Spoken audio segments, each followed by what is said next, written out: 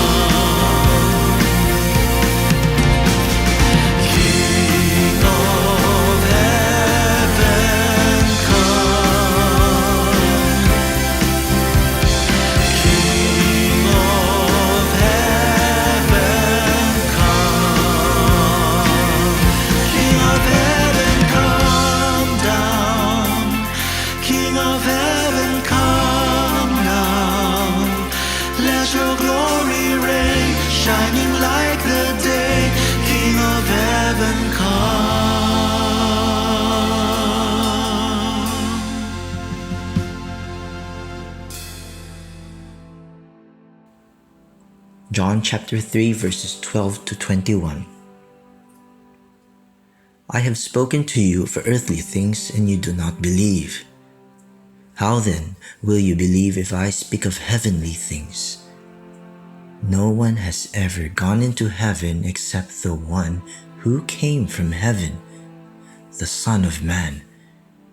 Just as Moses lifted up the snake in the wilderness, so the Son of Man must be lifted up, that everyone who believes may have eternal life in him. For God so loved the world that he gave his one and only Son, that whoever believes in him shall not perish, but have eternal life. For God did not send his Son into this world to condemn the world, but to save the world through him. Whoever believes in him is not condemned, but whoever does not believe stands condemned already, because they have not believed in the name of God's one and only Son. This is the verdict. Light has come into the world, but people love darkness instead of light, because their deeds were evil. Everyone who does evil hates the light and will not come into the light for fear that their deeds will be exposed. But whoever lives by the truth comes into the light, so that it may be seen plainly that what they have done has been done in the sight of God. The man and the birds. What would you feel on your special occasion like a birthday or an anniversary, but your loved ones and close friends have totally forgotten and celebrate something else? We would feel hurt, offended, perhaps even grieved, right? Christmas has essentially lost its meaning. Many countries have exchanged the traditional Merry Christmas to Happy Holidays. It could mean higher sales for the businessmen, 13th month pay and bonuses for employees, and extended vacations, parties, and gatherings for many, attending reunions, and eating food as you forget your diet. There's nothing wrong with these.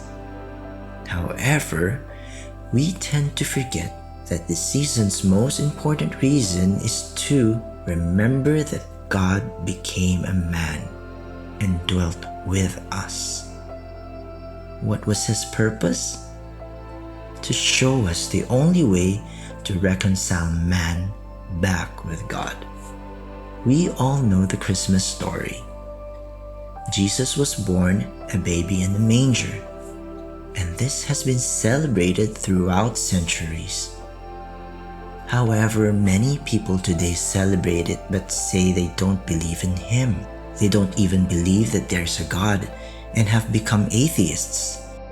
Since some need complex answers, these skeptics refuse to accept it because this one is so simple. Why would God, if there's a God, come down to be one of us? How can a baby be born without a father? Impossible. He even lived a life like one of us and had to be crucified on the cross? It doesn't sound logical or reasonable. Many just want to rewrite the Christmas story, focusing on Santa and the reindeers with snowmen. Others want to take Christ out of Christmas simply because they won't accept the gift God has graciously gifted us. Their hearts are hardened by their pursuit of worldly knowledge, riches, and pleasures that many have no time for God. Below is the story of Paul Harvey that would further simplify the story of why God became a man.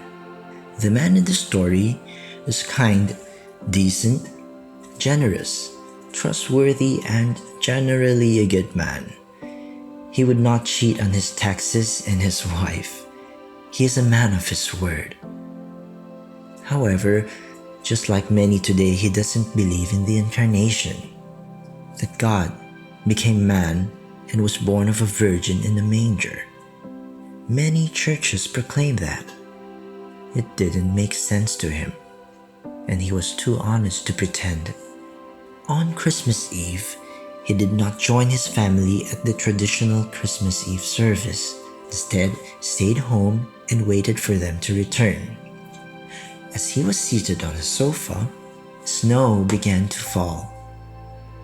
Then he was startled by thumping sounds, one after the other, like someone throwing something at his window. He went out to check, and he found a flock of birds huddled in the snow, freezing. They had tried to fly into his window. Since he was a kind man, he couldn't let these poor birds lie there and freeze to death. So he went and opened his barn, believing it would provide a warm shelter if he could direct the birds into it. He turned on the lights at the barn, but the birds did not fly in. He put food on the road, hoping it would entice the birds, but they ignored the breadcrumbs as they continued to flap helplessly in the snow. Then he tried to catch and shoo them into the barn by waving his arms. The birds all scattered in different directions except into the barn. He thought, if only I could think of a way to let them know they could trust me. I am not trying to hurt but to help them. Even as I tried my best, the birds would not be led inside because they feared me. If only I could be a bird, he thought to himself. Mingle with them and speak their language. Then I could tell them not to be afraid. I could show them the way to a safe and warm place.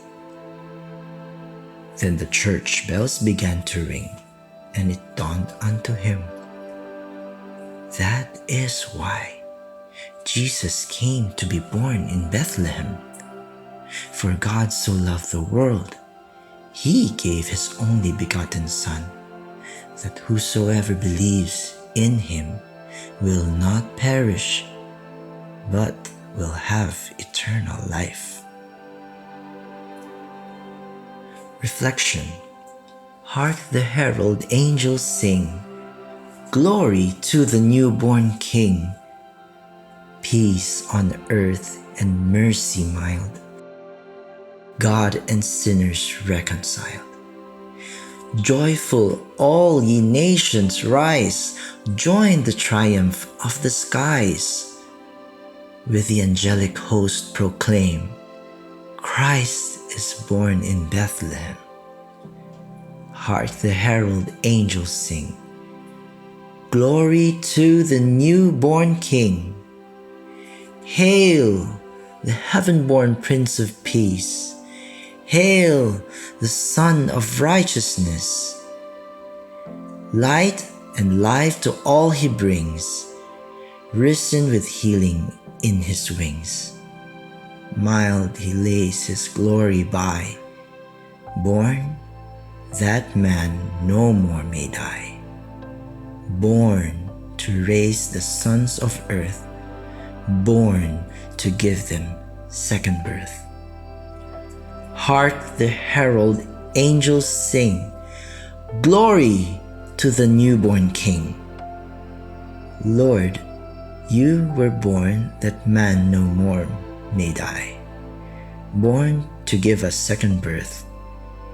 Our salvation and eternal life would not be possible without the birth of Jesus, who would one day give his life as a ransom for many.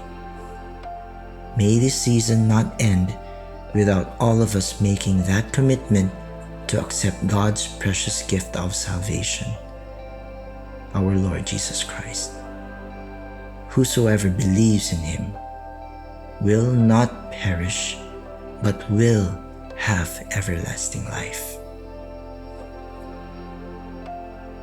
Prayer.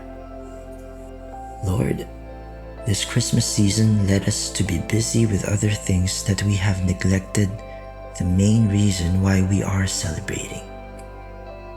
It's you, Lord, our Savior Jesus Christ.